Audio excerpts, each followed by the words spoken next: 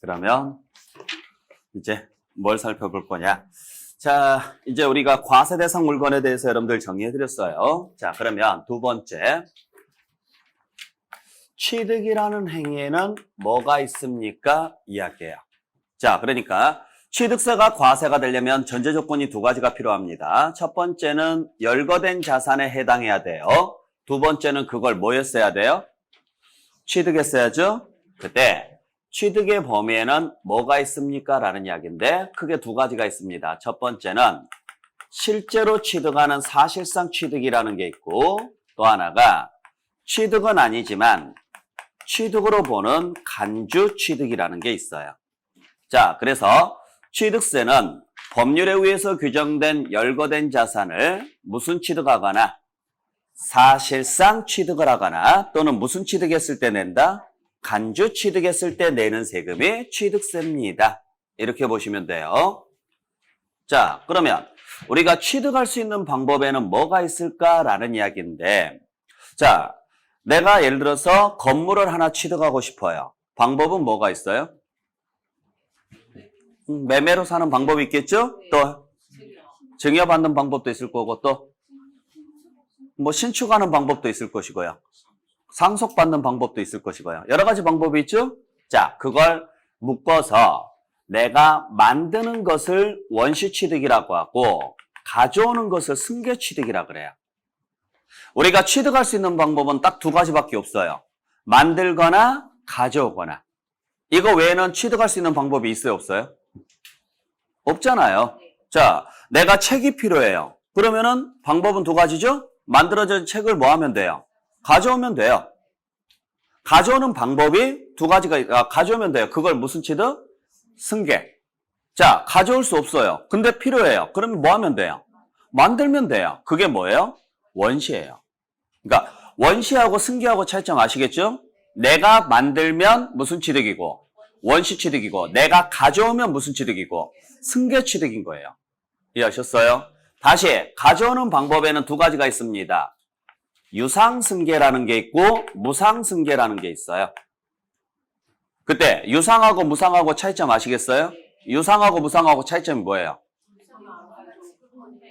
응?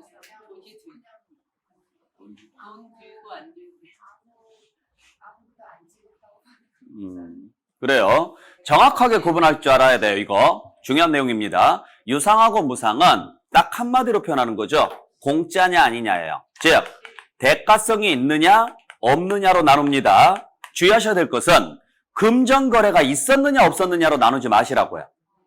그러니까 돈 주고 사오면 유상, 돈 주고 사오면 유상이고 나머지는 무상이다. 이게 아니고 돈뿐만 아니라 어떤 대가를 지불을 하고 가져오면 유상, 아무런 대가 없이 그냥 가져오면 무상 취득이에요.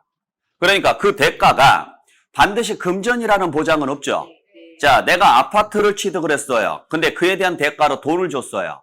그건 보통 매매라 그래요. 근데 내가 아파트를 취득을 했는데 그에 대한 대가로 다른 땅을 줬어요. 이건 교환이라 그래요. 내가 아파트를 취득을 했는데 그에 대한 대가로 내가 노동력을 제공을 해요. 이런 것들. 상관이 있다 없다? 없다. 뭐 어떤 형식으로 대가를 지불을 하든 어떤 대가성이 있으면 무조건 뭐다? 그게 유상인 거예요. 그래서 보통 그 정치인들이라든지 기업인들 보게 되면은 보통 뇌물죄 적용할 때 있죠. 뇌물죄 적용할 때 제일 먼저 따지는 게 뭐예요? 그래요. 대가성이에요. 그러니까 이게 청탁의 의미가 있었느냐 없었느냐 이런 거 물어보죠? 그때 대가라는 게 꼭 돈을 이야기해요? 아니죠. 당신이 이 건물을 받는 대가로 그 사람의 자녀를 부정 입학을 시켰다. 또 이걸 받는 대가로 부정 취업을 시켰다. 이런 것들. 무슨 말인지 아시겠죠? 그러니까 자리 보존을 시켜준다거나 뭐 취업을 강제로 시켜준다거나 이러한 것들도 다 뭐예요? 대가성인 거예요. 그래서 대가성이 존재를 하면은 그게 뭐가 되는 거예요? 뇌물에 해당하는 거죠. 유상이라는 것은 바로 뇌물하고 똑같은 개념이에요. 이해하셨죠? 자, 그래서 공짜가 아닌 어떤 대가성이 존재하는 거래를 무슨 거래라 그래요? 유상거래라 그래요. 그냥 공짜로 가져오는 것을 무슨 거래라고 하고 무상거래라고 하고. 자, 우리가 취득할 수 있는 방법은 이 세 가지가 전부 다입니다. 아시겠죠? 이제 이 안에 여러 가지 표현들을 쓰죠. 원시취득에는 뭐가 있느냐? 원시취득은 뭘 말한다고요? 만드는 거. 그러니까 토지 같으면 매립간척이라고 하고요. 매립이나 간척. 무슨 말인지 아시겠어요? 그래서 여러분들 교재 보시면 86페이지로 와보세요. 86페이지에 보시게 되면은, 자, 제일 밑에 취득의 형태라고 해서 표가 나와 있죠? 네, 참고로 보시면 되는데, 거기에 보시면은 승계취득하고 원시취득이 나와 있죠? 다시 원시취득에서 토지는요, 매립간척이라고 나와 있잖아요. 땅을 만드는 것을 뭐라 그래요? 매립이나 간척이라 그래요. 그게 무슨 취득이에요? 원시취득이에요. 건축물 같은 경우를 만드는 것을 뭐라 그래요? 신축이라 그래요. 신축. 이게 원시취득이라고요. 차 같은 경우를 만드는 것을 뭐라 그래요? 제조나 조립이라 그래요. 그러니까 공장에서 완성품이 만들어져서 나오는 것을 뭐라고 하는 거예요? 제조나 조립이라고 하는 거고. 배를 만드는 것을 뭐라 그래요? 건조라 그래요. 배를 만드는 것을. 처음 들어봐요? 들어봤죠? 그래서 조선소에서 배를 만드는 행위를 뭐라고 하느냐? 건조한다. 선박은 건조라 그래요. 자동차 같은 경우에는 조립 라인을 통과해가지고 완성품으로 만들어지죠. 그걸 제조나 조립이라고 이야기를 하는 거고요. 그게 다 원시취득이에요. 무슨 말인지 아셨죠? 그 다음에 자, 승계취득에서 유상승계에는 뭐가 있느냐? 엄청나게 많죠. 대가성 있는 거래는 다 유상이에요. 그러니까 일반적으로 돈 주고 사는 것을 뭐라 그래요? 매매 또는 경매, 공매.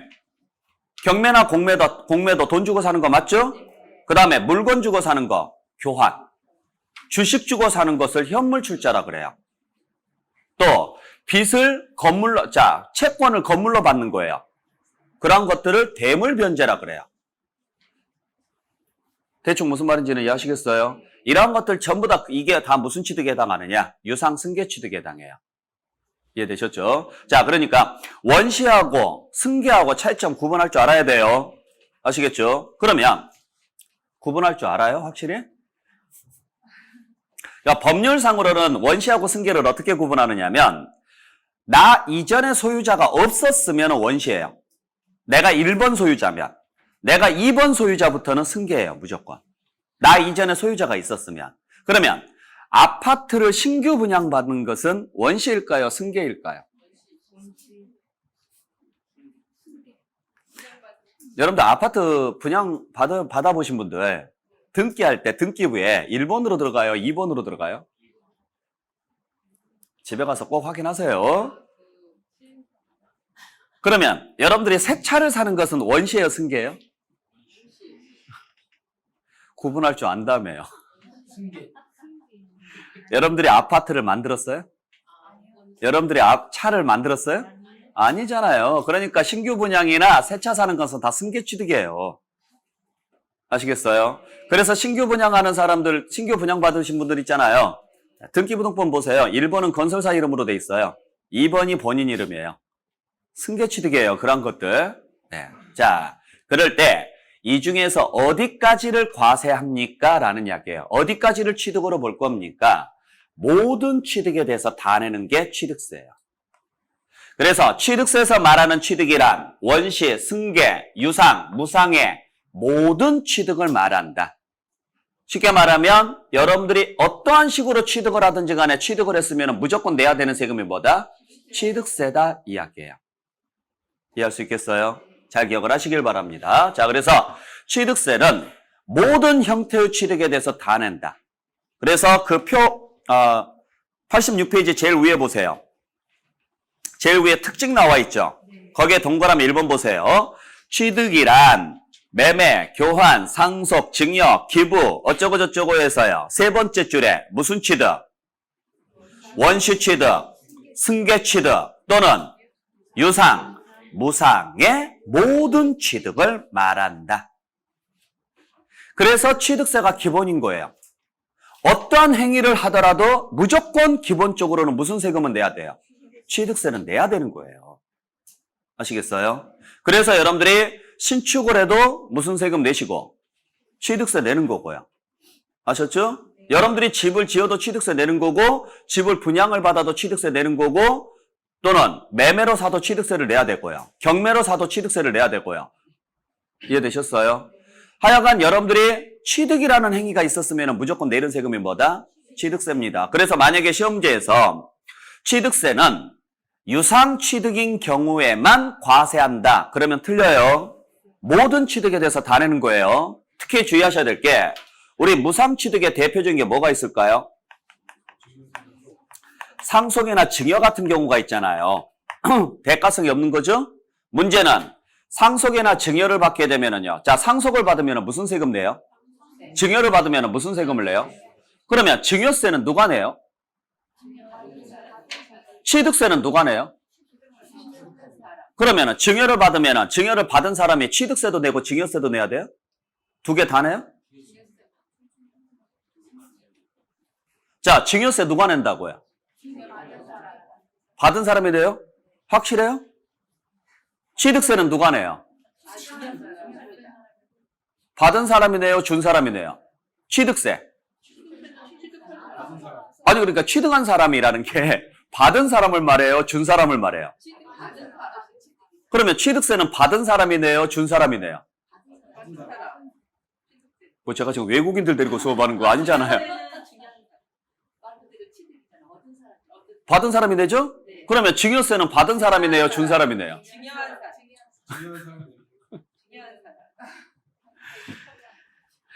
네. 자, 그래서 여러분들이 확실하게 알고 계셔야 될 게 하나 있어요. 잘 보세요. 자, 갑이라는 분이 을이라는 분에게 건물을 팔았어요. 줬다 이야기예요. 팔았다는 이야기는 줬다는 이야기예요. 그리고 을은 그에 대한 대가를 지불을 했어요. 이렇게 대가성이 있는 거래를 무슨 거래라고 그래요? 유상거래라고 하거든요.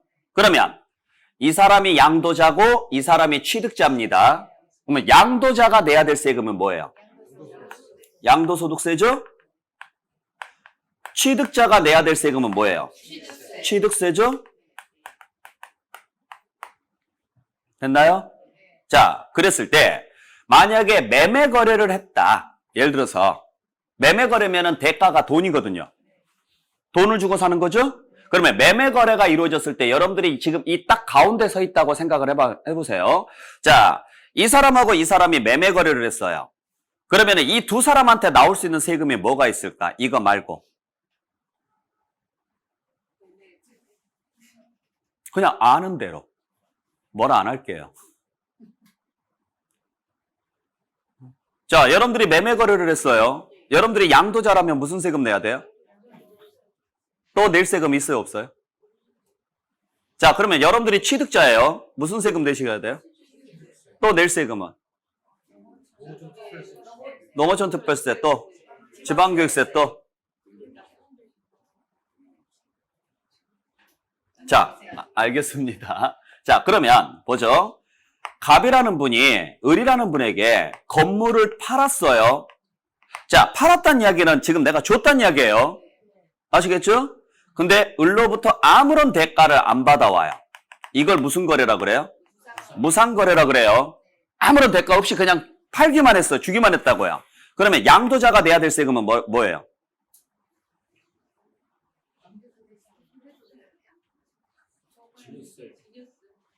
이 사람이 갑이 내야 될 세금. 그러면 을이 내야 될 세금은? 무슨 세금 내요? 난리 났죠, 지금? 그 다음에 또? 여러분들, 무상거래는 다른 말로 해서 증여라 그래요. 아시겠죠? 그러면 여기서 낼 세금은? 증여세는 누가 내야 돼요? 여러분들, 증여세라는 말이 무슨 말인지는 아세요? 왜 내는 세금이에요, 증여세는?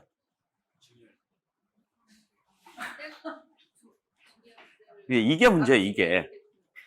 제가 처음에 말씀드렸죠? 그동안에 우리는 대충 써도 대충 알아들어요. 그죠? 네, 한국 사람이니까 법은 대충 써가지고는 다 틀립니다, 문제. 정확하게 알고 계셔야 돼요. 자, 이게 힌트예요, 이게. 자, 그러면 여기서 지금 여러분들이 잘 보셔야 될 게 양도소득세가 무슨 말이에요? 글자 그대로 해석하세요. 뭔가를 뭘 이상하게 포장하려고 할 필요 없어요. 양도소득세는 무슨 말이에요? 양도해서 소득이 있으면 내는 세금이에요. 그래서 양도한 사람이 내라 그래서 양도자를 써요. 그리고 여기서 소득이라는 말이 무슨 말이에요? 이익이라 그랬죠. 그러니까 양도한 사람한테 뭐가 있어야 돼요? 그러려면 양도한 사람한테 이익이 있으려면 주기만 해야 돼요? 받은 게 있어야 돼요? 받은 게 있어야 돼요? 없어야 돼요? 그렇죠. 그러니까 받은 게 있어야 이익이 생길 거 아니에요. 안 그래요? 자, 식당에서 음식을 팔았을 때 그에 대한 대가를 받아야 돼? 안 받아야 돼요? 받은 게 있어야 이익이 생길 거 아니에요. 식당이 운영될 거 아니에요. 그렇기 때문에 양도소득세가 나오려면 무조건 유상거래일 때만 양도소득세가 나올 수 있어요. 아시겠어요? 그러면 무상거래라면 받은 쪽에서는 준 쪽에서는 이익이 생겨요, 안 생겨요? 생길 리가 없잖아요. 누가 이득이 생겼어요? 이 사람이 이득이 생긴 거죠. 왜? 공짜로 받았으니까. 그러니까 이 사람이 뭘 내야 돼요? 소득세를 내야 돼요. 받은 사람이 내는 소득세를 증여세라고 해요. 그러니까 증여세하고 소득세는 같은 말입니다. 둘 다 뭐에 대해서 내는 세금이에요? 이익에 대해서. 이걸 알면 증여세를 누가 내야 될지가 답이 떨어지죠. 그러니까 증여세를 사람들이 오해를 하는 게 뭐냐면 증여세는 증여를 받았기 때문에 내는 세금이라고 오해를 해요. 증여세는 증여를 받았기 때문에 내는 세금이 아니에요. 증여를 받았기 때문에 내는 세금은 뭐예요? 그게 취득세예요. 받았다가 취득이니까. 그 결과로 이익이 생겼기 때문에 내는 세금이 증여세예요. 아시겠어요? 그래서 취득세는 유상으로 취득하든 무상으로 취득하든 무조건 내야 돼요. 항상 거래가 이루어지게 되면 세금을 몇 개를 내느냐면 기본 2개예요. 그 중에 하나는 무조건 무슨 세금이에요? 무조건 하나는 취득세란 말이에요. 손가락을 잘못했구나. 네. 자, 하나는 무조건 취득세예요. 자, 그러니까 거래가 되면은 일단 받은 사람은 생겨요, 안 생겨요? 그 사람은 이익이 생기든 안 생기든 관계없이 무조건 뭘 내야 돼요? 취득세를 내는 거예요. 취득세라는 개념은 그런 개념이에요. 자, 그러면 이제 거래가 끝났죠? 이제 뭘 판단하느냐? 그러면 이 거래를 통해서 누가 이득을 받습니까? 이야기예요. 준 쪽에서 이득을 받으면 양도소득세, 받은 쪽에서 이득을 받으면 증여세라고 하는 거예요. 그러니까 증여세는 원래 정식 명칭이 양수소득세예요. 아시겠어요? 자, 그러면 이 사람이 지금 세금을 몇 개를 내요? 2개를 내죠? 어찌됐든지 간에 세금은 2개가 나오는데 하나는 무조건 무슨 세금이 나와요? 그 다음에 나머지 하나가 누가 이득을 받느냐에 따라 달라지는 거죠. 그러면 이 사람은 지금 세금을 2개를 냈는데 같은 이유 때문에 2개 냈어요?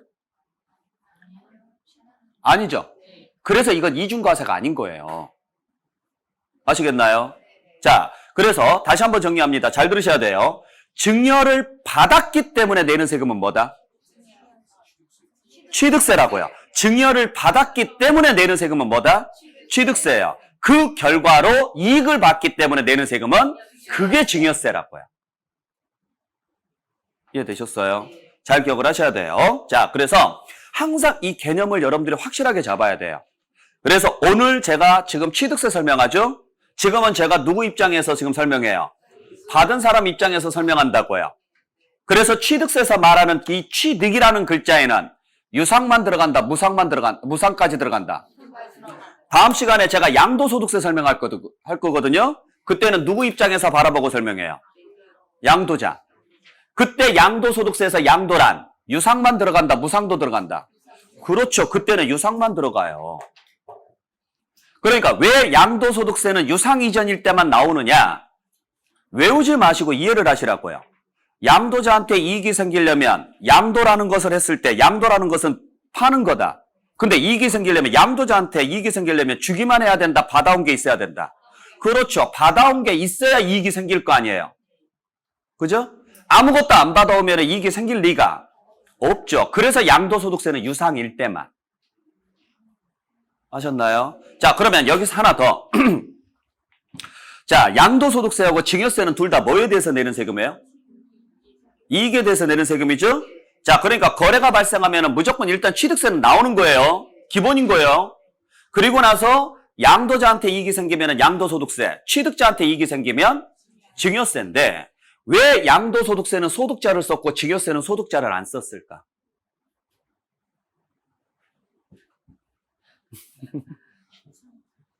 분명히 글자가 그러잖아요. 양도소득세는 소득자를 썼어요, 안 썼어요? 썼어요. 반드시 써야 돼요. 대한민국에 양도세는 있다, 없다? 없어요. 대한민국에 양도세는 없다고요. 팔았기 때문에 내는 세금은 없어요. 아셨어요? 팔아서 이익이 생겨야 내는 세금이에요. 그러니까 양도세는 없습니다. 양도소득세가 있을 뿐이지. 항상 줄임말을 쓰지 마라 그랬어요. 내가 이 개념을 완벽하게 이해를 하지 않는 이상은 줄임말 쓰지 마세요.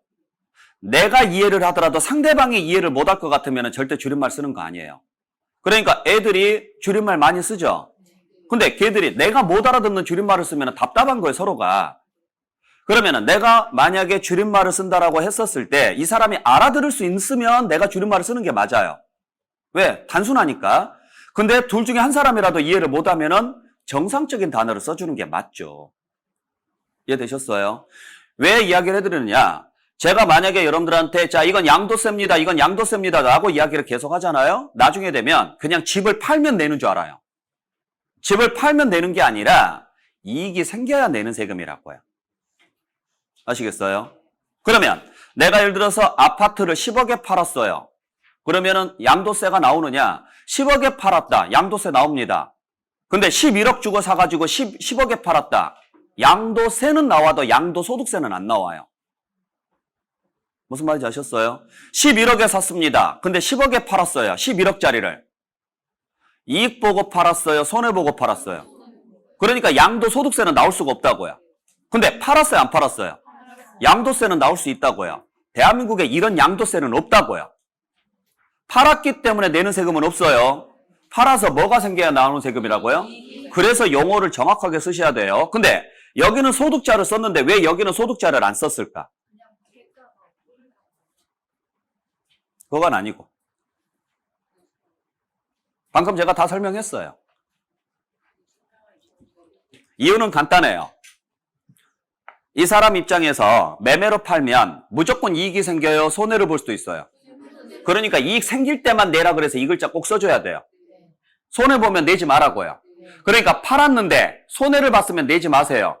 근데 이 경우는 손해볼 일이 그렇죠. 받은 것 전체가 이득이니까.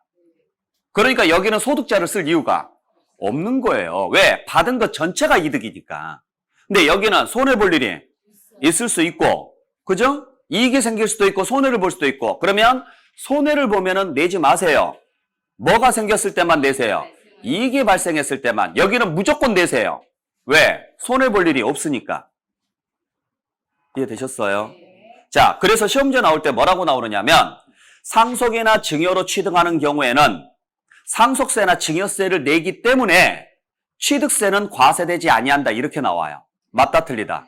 틀린 문장이라고요. 상속세, 증여세를 내더라도 무엇은 무조건 내야 돼요. 그렇죠. 그러니까 꼭 세금이 하나만 나올 것이라는 생각은 하지 마세요. 거래 형태에 따라서 내가 내야 될 세금이 2개, 3개, 4개가 될 수도 있다고요. 아셨어요? 하나만 내는 경우도 있지만 2개, 3개를 낼 수도 있다는 이야기예요. 그러니까 항상 생각할 때 한 거래에서 세금이 하나만 나올 것이다 이런 생각하지 마시라고요. 해석 여부에 따라서 세금이 2개, 3개가 나올 수도 있다. 항상 이 그림은 머릿속에 기억하고 계셔야 돼요. 자, 그래서 취득세에서 말하는 취득이란 유무상을 불문한 모든 취득을 말하되 양도소득세에서 말하는 양도란 아셨죠? 무슨 거래일 때만 유상 이전일 때만 양도라고 한다. 무상 거래일 때는 양도가 아니라 증여라고 한다. 그거와 관계없이 무슨 세금은 무조건 내야 된다? 취득세는 내야 한다 이야기예요. 자, 그래서 원시로 취득을 하든 승계로 취득을 하든 그게 유상이든 무상이든 관계없이 무조건 내는 세금이 뭐다? 취득세다 이야기예요. 여기까지는 아시겠어요?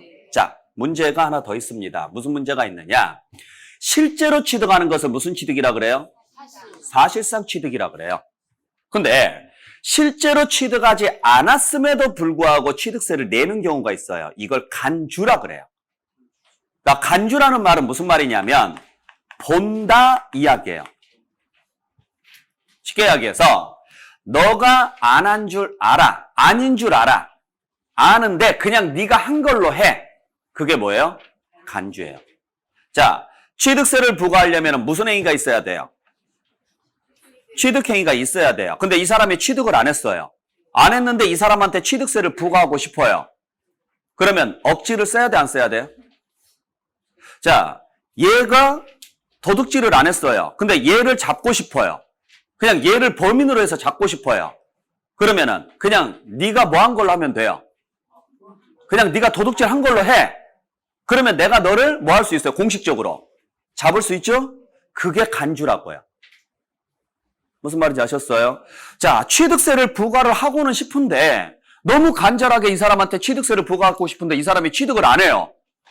그러면은 그냥 강제로 데려와서 뭐 하면 돼요? 네가 안 한 줄 아는데 그냥 네가 취득한 걸 하자. 그러고 나서 과세하는 게 그게 뭐예요? 그게 간주예요. 자, 취득세는 두 가지 과세 방식이 있습니다. 진짜로 취득해서 내는 경우도 있지만 취득하지 않았는데도 불구하고 취득한 걸로 강요받아서 내는 경우도 있더라. 그게 뭐다? 간주예요. 그러면 간주 취득에 해당하면 나 취득 안 했어요 라고 말해봤자 소용없다. 그냥 뭐 한 걸로 본다? 취득한 걸로 본다. 그때 간주 취득에는 뭐가 있느냐면 이건 수업하는 사람마다 해석이 약간씩 달라서 결론은 똑같은데 해석이 약간씩 달라서 교재하고는 약간 다를 수 있어요. 저는 이렇게 설명합니다. 간주 취득의 종류에는 첫 번째가 건축이 있어요. 물론 신축하고 재축은 제외해요. 네, 이건 나중에 여러분들이 공법 시간에 배우셔야 돼요. 그래서 이걸 그냥 뭐라고 해석하시면 되느냐면 증축이라고 해석하세요. 증축. 그 다음에 개수가 있습니다. 개수는 그냥 개보수라고 생각하세요. 뜯어 고치는 거. 그 다음에 토지의 지목 변경이 있어요. 이 말은 무슨 말인지 아시겠어요? 지목 변경이 무슨 말이에요? 땅의 용도를 바꾸는 거예요. 아시겠죠? 그 다음에 차량이나 기계 장비 등의 종류를 변경하는 경우가 있어요. 이게 뭔지는 아시겠어요? 뭐예요? 설마 소나타를 그랜저로 바꾼다 이거 생각하는 건 아니죠? 그거 생각하시면 안 돼요. 소나타를 그랜저로 바꾸는 것은 그냥 새 차 사는 거예요. 자, 지목 변경이 뭐라고요? 종류 변경도 같은 말이에요. 개조. 그러니까 봉고차를 캠핑카로 개조해요, 안 해요? 하죠. 합법적으로 개조하는 회사들 있잖아요. 1톤 트럭을 캠핑카로 개조하는 회사들 있죠? 이걸 말하는 거예요. 그게 종류 변경이에요. 아시겠어요? 네. 그 다음에 주식을 취득해서 과점주주가 되는 경우가 있는데 이건 몰라도 되고 일단.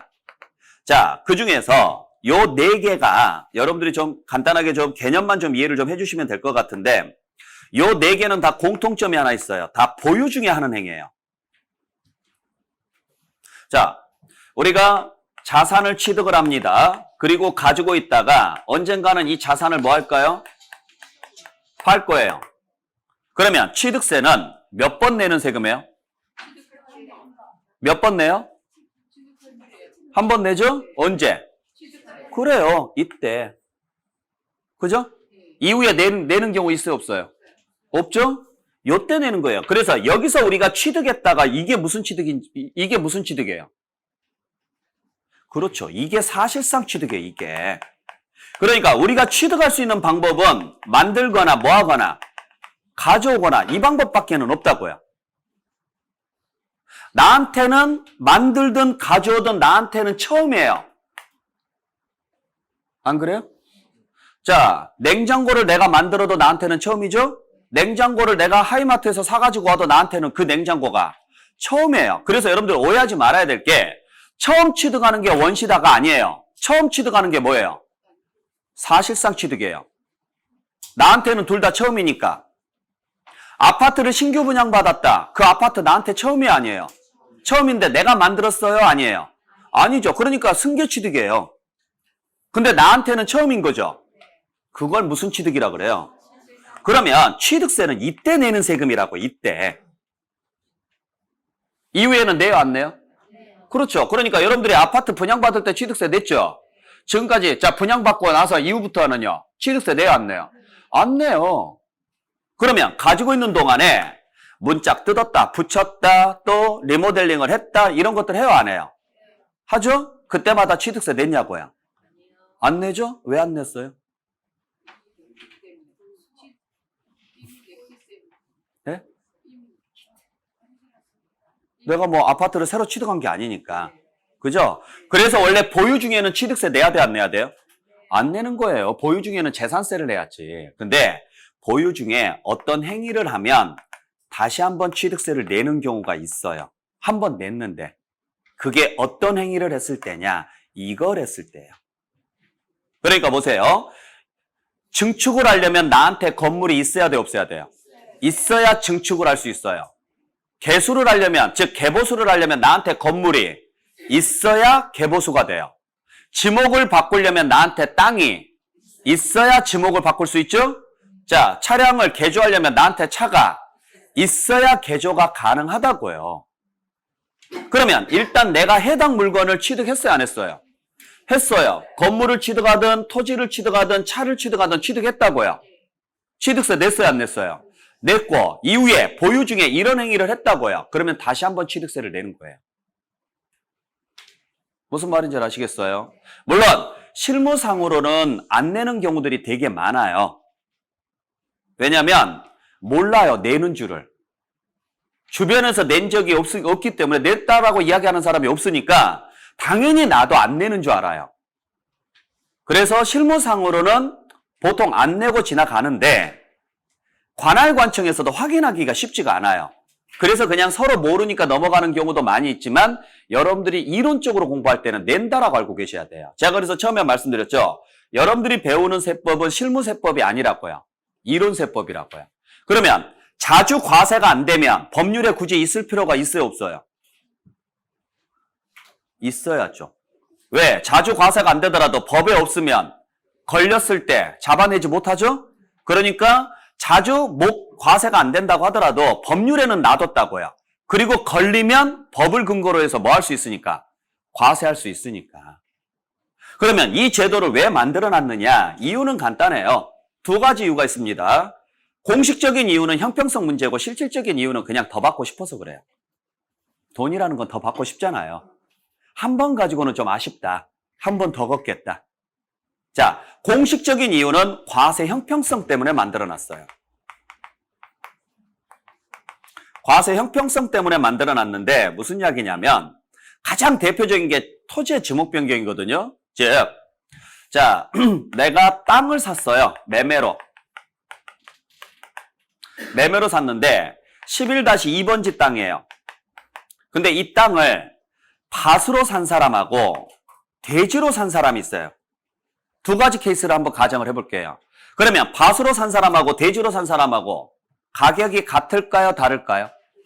다르겠죠. 당연히 어느 게 비쌀까요? 그렇죠. 대지가 비싸겠죠? 그래서 대지로 산 사람은 5억 주고 샀는데 밭으로 산 사람은 2억 주고 산 거예요. 그러면 이 사람은 얼마에 대해서 세금 냈고 2억에 대해서 취득세 냈고 이 사람은요 5억에 대해서 취득세를 냈을 거라고요. 문제는 땅은 한번 정해진 용도로 계속 써야 돼요? 바꿀 수 있어요? 바꿀 수 있다라는 거죠. 그래서 이 사람은 이렇게 취득세 낸 이후에 한 2년 지나고 나서 대지로 지목을 바꿔요. 자, 지목만 바꿨죠? 땅을 새로 샀어요? 안 샀어요? 안 샀단 말이에요. 건물 지으려고 대지로 지목을 바꿨어요. 그랬더니 땅값이 뛰네요. 그러면 새로 땅을 산 게 아니니까 취득세를 부과할 수가 없어요. 자, 토지를 새로 취득한 게 없잖아요. 그리고 나서 여기다가 건물 지었어요. 그러면 이 사람도 여기다 건물 지었어요. 둘 다 효용가치가 어때요? 같은데 누구는 얼마에 대해서만 내고 누구는 얼마에 대해서 내고 그러면 이 사람만 바보잖아요. 미쳤다고 처음부터 비싸게 살 필요가 없다. 싼 지목으로 사가지고 나중에 뭐 하면 되지 않느냐. 지목을 바꿔서 똑같은 용도로 이용하면 되지 않느냐. 이런 식으로 간다고요. 그래서 이 사람하고 형평성을 맞추기 위해서 당신이 땅을 안 산 줄은 압니다. 취득한 게 없잖아요. 기존에 있던 땅을 뭐만 바꿨을 뿐이니까 지목만 바꿨을 뿐이니까 땅을 새로 사지는 않았지만 이 사람하고 형평성을 맞춰서 새로 산 걸로 볼게요 이야기예요. 그래서 이걸 뭐라 그래요? 간주라 그래요. 이해하셨어요? 그러면 얼마짜리 땅을 산 걸로 보느냐? 5억짜리 땅을 산 걸로 봐요. 다시. 그래서 얼마에 대해서 내라고요? 5억에 대해서. 근데 이미 얼마에 대해서는 냈어요. 그래서 나머지 3억에 대해서만 내십시오. 이렇게 가는 거예요. 그러면 결국에는요. 이 사람이 낸 세금이나 이 사람이 낸 세금이나 어때요? 같아지죠. 그 개념하고 똑같은 거예요. 이게 다. 무슨 말인지 아시겠어요? 네. 자, 이것도 마찬가지입니다. 1층짜리 건물을 산 사람하고 5층짜리 건물을 산 사람하고 당연히 누가 비싸게 샀을까요? 5층짜리 건물을 산 사람이 비싸게 샀겠죠? 그러면 1층짜리 건물을 산 사람이 취득세를 내고 나서 나머지 4개 층을 증축을 해요. 그럼 둘 다 몇 층이 돼요? 자, 근데 증축을 하면 이건 취득으로 원래 안 봐요. 여러분들이 나중에 공시법 시간에 등기법을 배우시면 아실 거예요. 그건 이제 나중에 공시법을 배워야 하는데 그냥 참고로 말씀드릴게요. 신축을 하면은 무슨 등기를 하느냐면은 소유권 보존 등기를 해요. 소유권 등기를 한다고요. 그 말은 취득을 했다 안 했다? 했던 소리예요. 그리고 매매로 사면은 소유권 이전 등기를 해요. 그것도 소유권이니까 취득한 거 맞죠? 증축을 하면 변경 등기를 해요. 소유권 등기를 하는 게 아니고. 그래서 법률상으로는 이게 취득이 안 돼요. 그래서 옛날에는 취득세 부과 안 했어요. 그러면 1층으로 산 사람하고 5층으로 산 사람하고 세금 달리 냈죠? 나중에서 4개 층 증축해서 5층 됐을 때 요 4개 층에 대해서 취득세 부과 안 하면 5층짜리 산 사람이 바보죠. 그래서 그 형평성을 맞추기 위해서 이 제도를 만들어 놨어요. 됐나요? 자, 그러면 여기까지는 이해할 수 있겠어요? 자, 그러면 여기에서 이제 하나 봐야 될 게 사실상 취득했으면 당연히 얼마에 대해서 내야 돼요? 전부 내라고, 전부. 내가 5억에 샀으면 5억에 대해서 2억에 샀으면 얼마에 대해서? 2억에 대해서. 근데 이후에 간주 취득이 되면 그때는 얼마에 대해서 내라고요? 3억. 이걸 한글로 쓰면. 자, 2억을 한글로 쓰면 전체에 대해서 내십시오. 3억을 한글로 쓰면 증가한가액에 대해서 내십시오. 이야기죠. 이해하셨어요? 그래서 우리가 간주 취득에 해당하게 되면 전부 낸다, 증가된 부분에 대해서만 낸다. 증가된 부분에 대해서만 냅니다. 아셨나요? 자, 그러면 여기서 이제 하나 문제가 있어요. 잘 들으셔야 돼요. 간주 취득은 글자 그대로 취득으로 뭐 하겠다는 이야기예요? 본다라는 이야기죠. 그 말은 자, 간주 취득 제도를 만들어 놓은 이유는 세금을 뭐 하려고 만들어 놨어요? 더 뭐 하려고? 받으려고 만들어 놓은 제도예요. 됐나요? 자, 그러려면 처음보다 가격이 늘어나야 돼요? 줄어들어야 돼요? 자, 그러면 만약에 가격이 줄어들면 어떻게 될까요? 자, 안 내는 것이 중요한 게 아니라 환급을 해줘야 될까요? 안 해야 될까요? 자, 상식적으로 보세요. 5억에 취득을 했어요. 얼마에 대해서 내라고요? 5억에 대해서 내라고요. 그게 증축등을 했더니 7억이 됐어요. 그럼 얼마에 대해서 내라고요? 그러면 반대로 2억이 됐어요. 그러면은요. 안 내는 거예요? 환급을 해줘야 돼요? 상식적으로. 그렇죠. 환급을 해줘야죠. 안 그래요? 아니, 이게 인지상정이잖아요. 아니, 이렇게만 가면 양아치죠. 아니, 가격이 올랐을 때는 더 내. 그러면 가격 떨어질 때는요. 나 모른 척 할 거야. 그러면 양아치잖아요. 자, 올랐으니까 더 냈으면 떨어지면 뭐 해줘야 돼요? 환급을 해주는 게 맞죠. 무슨 말인지 아셨죠? 근데 정부에서는 환급해주고 싶을까요? 안 해주고 싶을까요? 그래서 양아치 짓을 해요. 이제. 자, 그럼 뭐죠? 증축을 하면은 가액이 늘어나요? 안 늘어나요? 줄어들 일은 있어요? 없어요? 개수를 하면 이제 뜯어 고친 거예요. 리모델링이라고 생각해요. 하시면 돼요. 가액이 늘어나요? 줄어들어요? 줄어들 일은?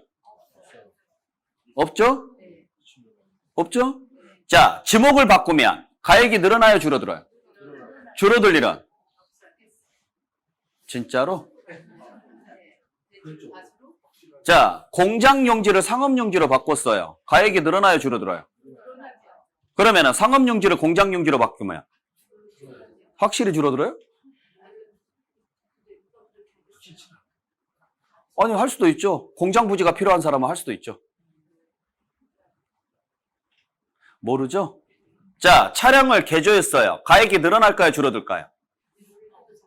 모르죠? 늘어날 수도 있고 줄어들 수도 있어요. 그러니까 증축을 하거나 개수를 하면 무조건 늘어요. 줄어들 일은 없잖아요. 아니 4층짜리를 5층으로 증축을 했더니요. 뭐 4억짜리가 3억으로 뚝 떨어지던가요? 그럴 일은 없어요. 리모델링을 했더니 자 리모델링 하기 전에는 10억에 내놨는데 리모델링 하고 나서야 9억에 내놓는 사람 있어요?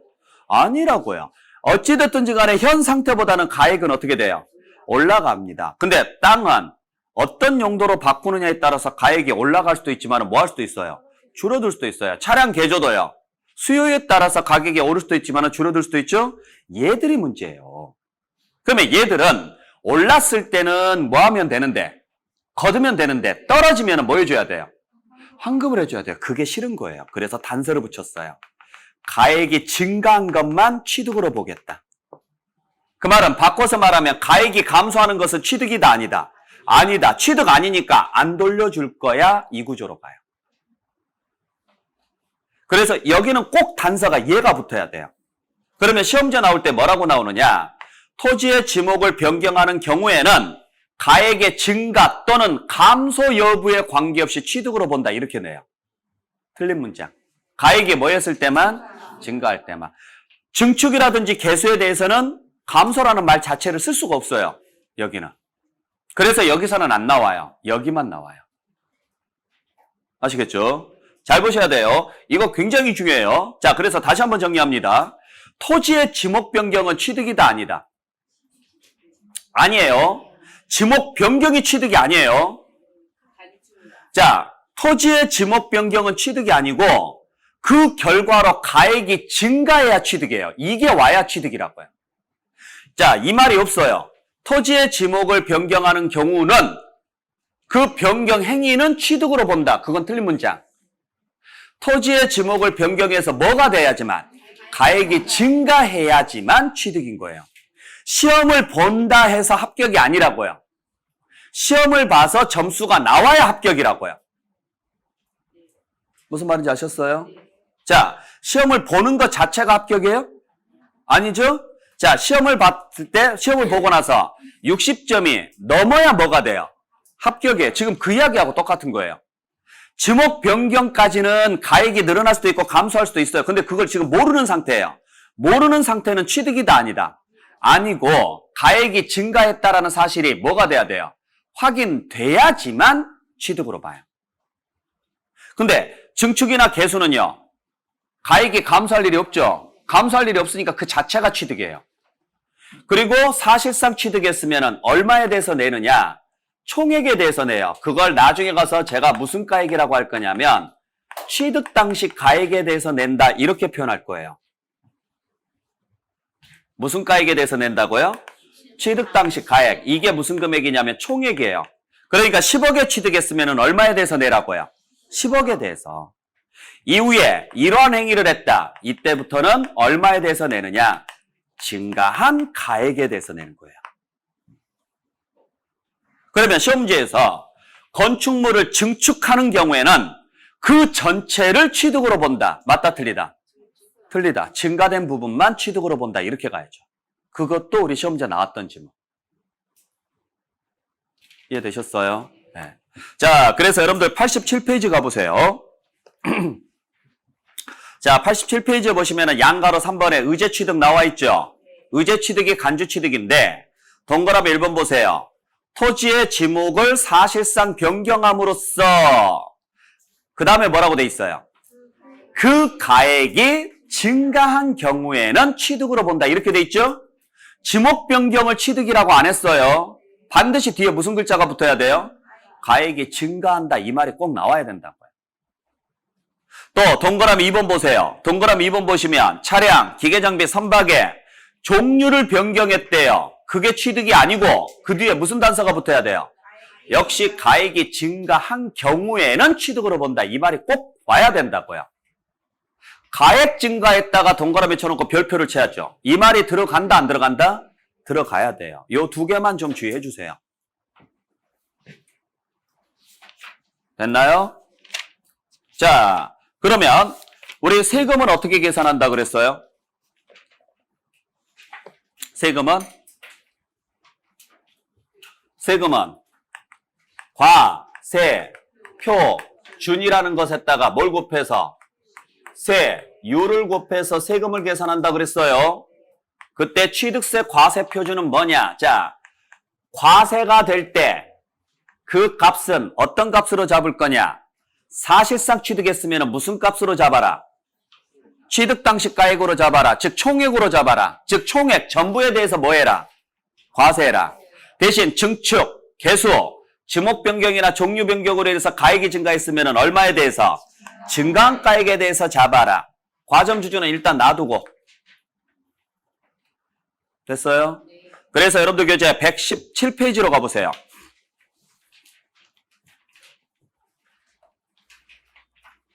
자, 117페이지에 보시면은 과세표준 나와 있죠? 찾으셨어요? 제4절에 과세표준에서 제일 위에 나와 있죠? 거기에 양가로 1번의 원칙에서 동그라미 1번 보세요. 취득세 과세표준은 뭘로 한다? 취득 당시로 한다. 이걸로 한다 이 말이에요. 즉 내가 취득했을 당시 가액 줄여서 그냥 무슨 가액으로 해라? 취득가액으로 해라 이야기예요. 총액으로 해라. 그 정도만 밑줄 그어놓으세요. 됐어요? 자, 그리고 다음 장 넘겨서 어디로 넘어오시냐면 122페이지로 오세요. 자, 122페이지에 2번에 특수한 경우라고 나와 있죠? 나와 있나요? 거기에 양가로 1번 보세요. 자, 건축물을 뭐 하거나 건축하거나 해놓고 가로 안에 무엇은 제외한다? 신축과 재축은 제외한다. 이게 증축이에요. 한마디로 표현하면 됐어요? 그 다음에 그 뒤에 뭐 하거나 개수를 하거나 나와 있어요? 그 다음에 그 뒤에 선박, 차량, 기계장비에 무엇을 했을 때 종류를 변경했다 나왔죠? 그때는 자 그러면 다시 한번 칠판 보세요. 건축을 하거나 신축과 재축은 제외하고 또 무엇을 하거나 개수를 하거나 또는 차량 등의 종류를 변경했다면 자 그 다음 보세요. 무슨 금액으로 한다? 증가한 가액으로 하라고요. 됐나요? 자 오른쪽으로 가겠습니다. 오른쪽에 지목 변경 보세요. 자 지목 변경 보시면은 양가를 번에 개인 나와 있죠. 거기에 첫 번째 줄을 보세요. 토지의 지목을 사실상 변경하는 경우에는 나왔죠. 역시 이때도 무슨 가액으로 한다? 증가한 가액으로 해라 이렇게 돼 있다고요. 지금 그걸 한꺼번에 정리한 거예요. 됐나요? 자, 그래서 다시 한번 정리합니다. 잘 들으세요. 취득세는 법률에 의해서 열거된 자산을 취득했을 때 내는 세금이 취득세다. 그때 열거된 자산에는 부동산, 준부동산 권리가 들어가고 이걸 무슨 취득했으면? 사실상 취득했으면 그 취득가액만큼 과세한다. 단, 해당 열거된 자산을 증축, 개수, 지목 변경, 종류 변경으로 인해서 가액이 증가했으면 그때는 얼마에 대해서만 과세한다? 증가한 가액에 대해서만 과세합니다. 됐죠? 자, 그러면 이제 과세되는 금액이 잡혔으니까 여기에 뭘 곱해야 돼요? 세율을 곱해야죠. 자, 요 세율이 문제예요. 세율이. 취득세에서 제일 중요한 파트가 세율이에요. 절대로 빠지지 않는 문제. 취득세가 기본 세 문제인데 그 중에 한 문제는 무조건 얘가 나와요. 근데 취득세에서는 얘가 제일 중요하거든요. 그리고 얘가 제일 복잡해요. 그래서 이 부분을 설명하기 위해서 지금 여기까지 달려온 거예요. 아시겠어요? 그래서 자, 이 부분을 설명을 할 건데 일단 우리가 요 세율의 종류에는 기본적으로 두 가지를 알아야 돼요. 하나가 표준세율이라는 게 있고 또 하나가 중과 기준세율이라는 게 있어요. 그래서 표준이라는 글자를 쓰는 세율이 있고 기준이라는 글자를 쓰는 세율이 있어요. 아시겠나요? 자, 이걸 잠시 쉬었다가 여러분들 정리해 드릴게요. 원래 이게 좀 칠판이 길면 요거 그대로 놔둔 상태에서 좀 설명해도 좋겠지만 지금 부족하니까 요거 다 지우고 설명을 해야 되니까 아시겠어요? 그래서 잠시 쉬었다가 이 부분을 설명을 드릴 테니까 자, 알고 계시길 바랍니다. 잠시 쉬었다가 하겠습니다.